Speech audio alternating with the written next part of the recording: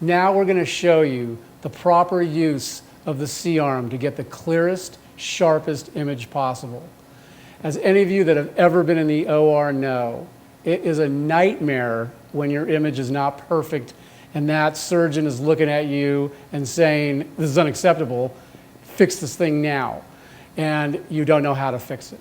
So that's what this entire segment's going to be, is just every trick that we know, and sometimes it's not really a trick of the trade, it's just, you know, a proper way of actually using part of the equipment that no one's ever shown you before, or you've never really thought of using it before.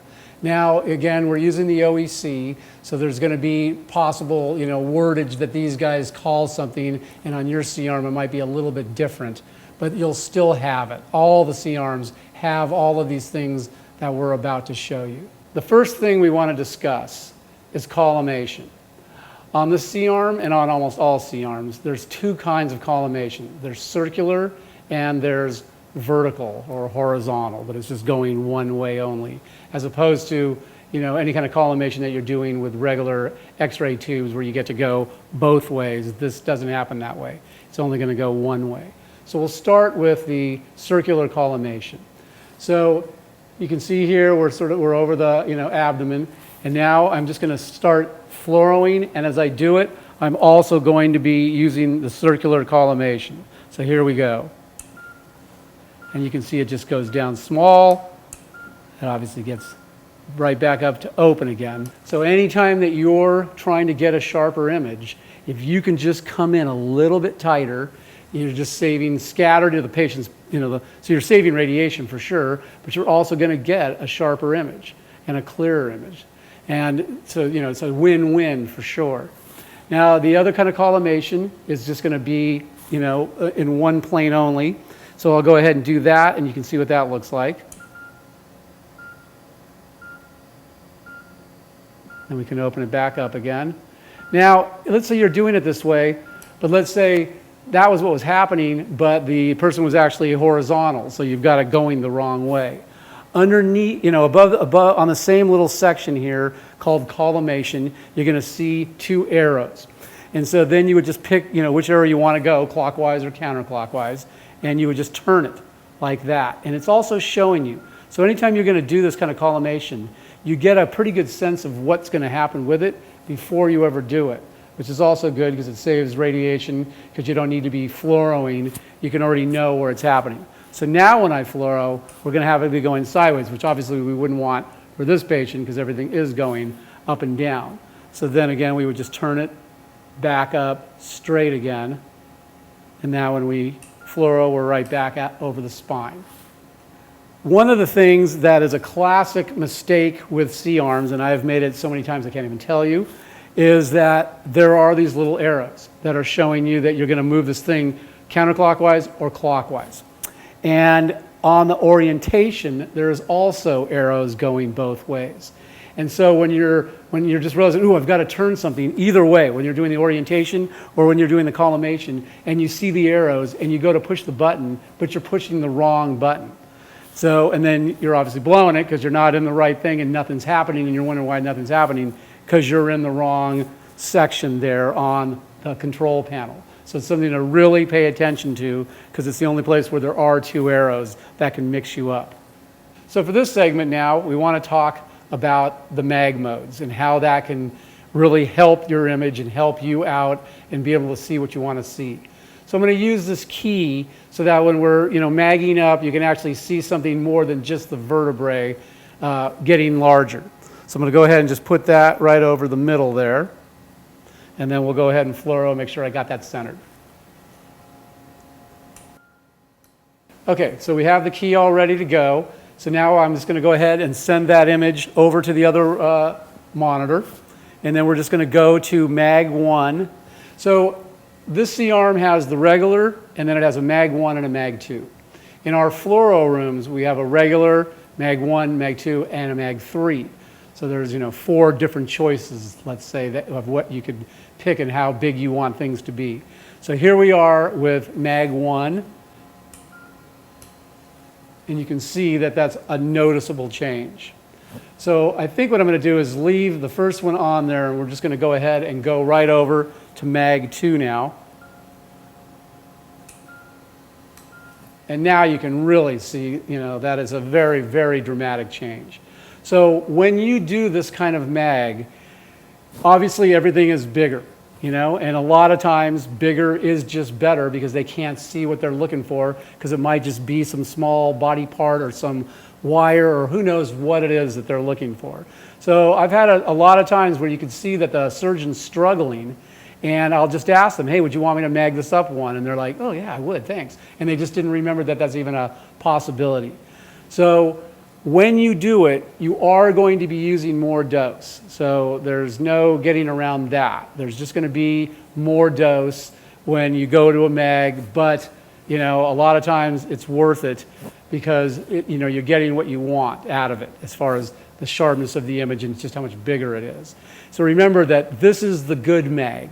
The bad mag is if you were just higher with the actual II, so things got magged up. That is the bad mag as far as that it's not sharper and there's more dose going on. This is the way you absolutely want to mag it up.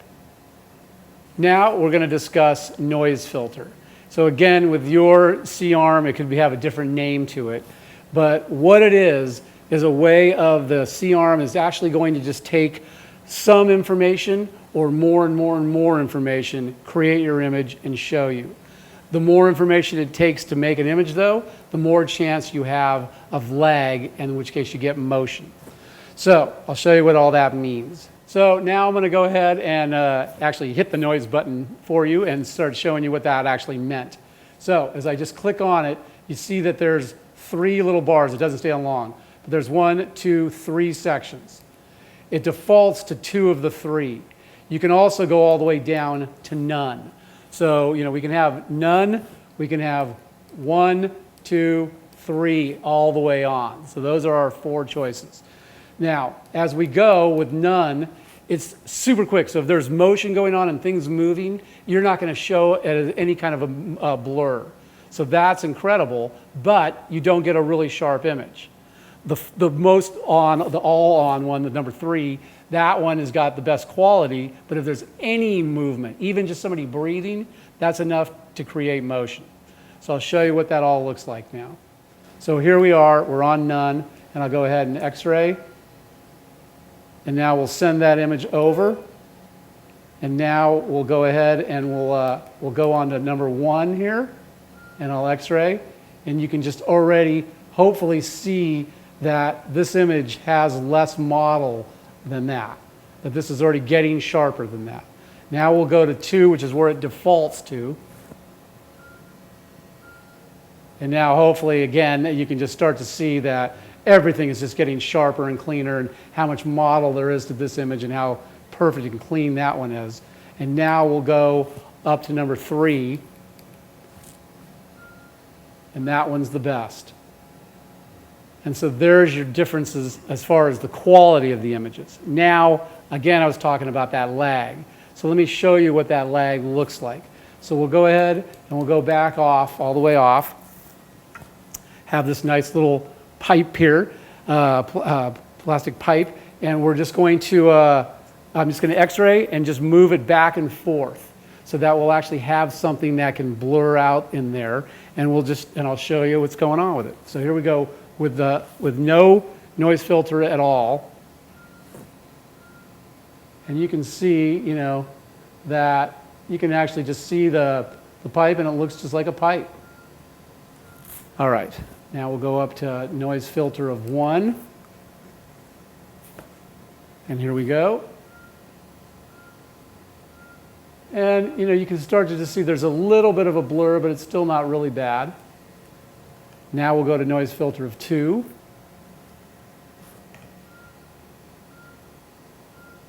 And you can just start to see that this thing is just starting to have movement on the edges, and it's not looking that good anymore. It's all kind of this weird look to the edges. And now we'll go to the number 3, which is the full on. And you can just see that there's this whole weird thing following, it's just totally off. So, that's what's going to happen. You can't have both. So if you have some kind of a case where you really want the best quality possible, you always want to go up to that, full-on noise filter. If there is going to be any kind of breathing and this person's intubated, then have the anesthesiologist go ahead and just hold the breathing. And even if they hadn't thought about it, whatever, who cares if they hadn't thought about it, you think about it, tell them, hey, I need the breathing held because that's why there's motion going on right now. So, and if it's a surgeon that's just drilling and doing some kind of a drilling into a hip or whatever, and it's all blurry, just say, hey, I can't be, x-raying while you're drilling because there's too much motion, but as soon as you're done, that image is going to be the best. So it's always going to be the best the more you go. And again, remember that the noise filter is already on 2 of 3, just as the default. For this part, we're going to talk about the enhance mode, or on some of them it could be called edge enhancement. If you hit the button here, you'll see that it defaults to 3 of 10 different sections, let's say. And what it's doing is, it's just making the image more of a digital image, but also a sharper. It's enhancing the edges. So it's kind of doing exactly what it's called. Now the trouble is that, it's got that kind of a fake digital look to it, but you really can see the edges better. So what we'll do is, I'll first start off with it defaults to 3 of 10, like I said, but let's just go all the way off, just so you can see the most difference. So we'll go ahead and we'll just fluoro, and there we have it. And then we'll go ahead and just swap it over to the other one. And now we'll just go all the way up to 10. And we'll just go ahead right now and x-ray again. And hopefully you can just see that difference. This is that look, like on your, when you're just doing anything in your computer with an image and you want it, and you start just making it look sharper, but it has that kind of a fakeish digital look to it instead of that smooth, regular x-ray look, let's say. So you can see the difference, but boy, when you're just trying to look at some small little catheter tip or some little wire or whatever in there and you can barely see it, this can make the difference like you just can't even believe. So it's totally the way to go.